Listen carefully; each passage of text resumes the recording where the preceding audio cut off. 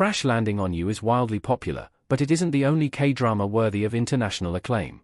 Since its 2019 premiere, Crash Landing on You has been lauded as one of the most romantic K-dramas ever. Unsurprisingly, the drama focuses on a South Korean chaebol heiress crashing into North Korea's demilitarized zone, DMZ, and falling for an army captain. Yet, Crash Landing on You isn't necessarily the best K-drama for beginners. There are plenty of familiar tropes for well-versed fans of Korean dramas, but its convoluted storytelling makes it inaccessible for prospective viewers who want an easy introduction to the genre. Crash Landing on You's impact is undeniable, but many underrated K-dramas may resonate even better with widespread audiences. Move to Heaven, a poignant exploration of complex familial grief.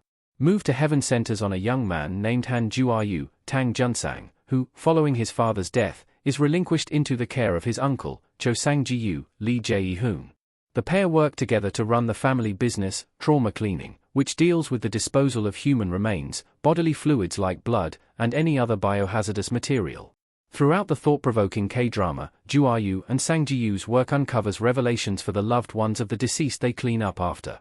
Simultaneously, the uncle-nephew duo must grapple with their own complicated grief and learn to trust each other.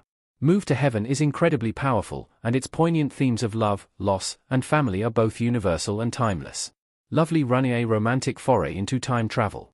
Lovely Runner has one of the most iconic K-drama couples of all time, Im Sol, Kim Hye-yoon, and Ryu Sun-jae, Baeon Woo-suk. In the beginning, Im Sol is an ardent fan of Eclipse, Ryu Sun-jae's band, and uses their music to cope with her lost dreams and the paraplegia she incurred after a tragic accident. After Sun-jae suddenly dies, however, Im Sol travels back in time to their adolescence and uses her new lease on life to save her favorite artist. Along the way, they both re-evaluate their dreams and forge their own destiny. She may have meant to rescue Sun-jae, but for all intents and purposes, Im Sol also saved herself. Hospital Playlist. 5 doctor friends work at the same medical center. There are myriad medical K-dramas that take place in hospitals, but Hospital Playlist is one of the best. Similar to famous medical procedurals like Grey's Anatomy, Hospital Playlist follows a group of 5 doctors who become friends during med school. In their adulthood, the entire friend group ends up working together at Yulia Medical Center, each with their own specialty. While there are serious medical cases and emotional subplots, Hospital Playlist is comfort food incarnate as a K-drama. There's something cozy about watching the hospital function thanks to 5 unique characters, all of whom have compelling relationship dynamics with one another. Despite airing 2 full seasons, there will always be more stories that Hospital Playlist could tell. Flower of Evil. A detective has to question her entire marriage during a murder investigation. In this gripping thriller K-drama, Detective Chag-won, Moon Chae-won, has to re-evaluate everything after her husband, Baek Hee-sung, Lee Joon-gi, becomes the prime suspect in a murder investigation. What at first seems like an inconceivable nightmare quickly turns into an unnerving inevitability. As her husband's true identity comes to light, Ji-won finds herself in grave danger. The twists and turns throughout Flower of Evil make it a K-drama you just can't stop watching until it's finished. The added stakes of Ji-won and Hee-sung having a young daughter makes everything more stressful, and the climactic ending is unforgettable. As such, Flower of Evil is the perfect crime thriller to get you into K-dramas. 2521. A daughter learns about her mother's life via her diary.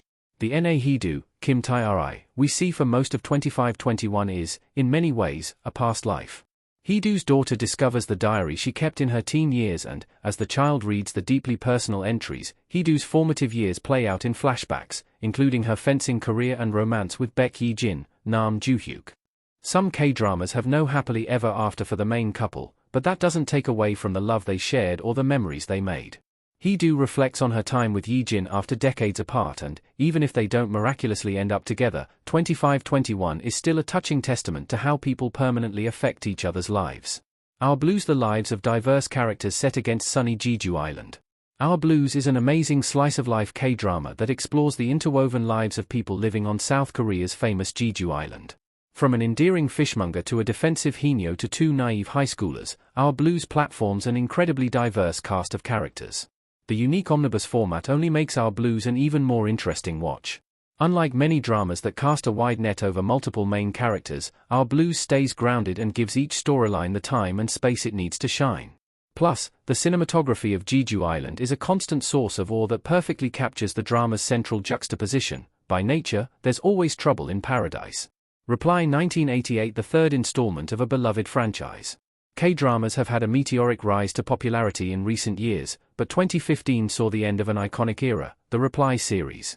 Spanning 3 dramas, Reply 1997, Reply 1994, and Reply 1988, the franchise focused on a core friend group in each installment, making every Reply series an unforgettable K-drama about friendship.